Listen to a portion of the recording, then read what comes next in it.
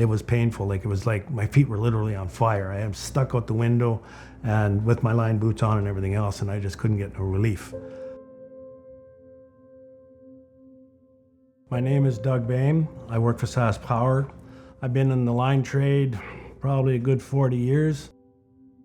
I remember the day, it was June 2nd, 1988, and we get a call, an emergency call. So we had to go fix this.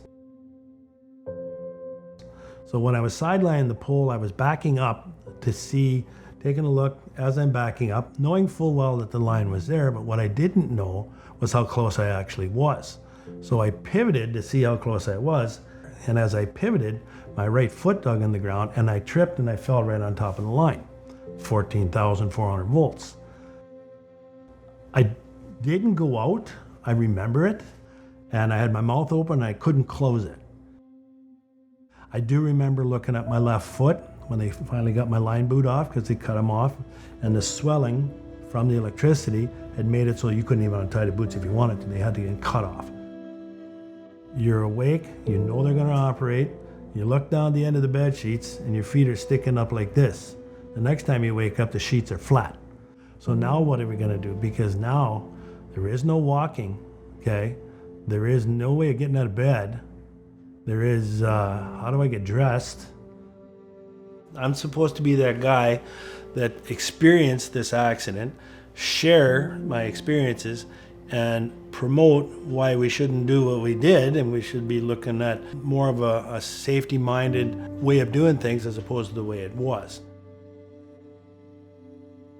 Once I was out of Wascana on my own, it took me about 2 months. I was back on my motorcycle with my prosthetics, and with her, we were supposed to be married July.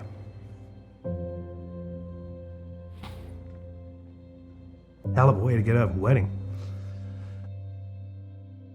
So I postponed the wedding till October, and October 1st.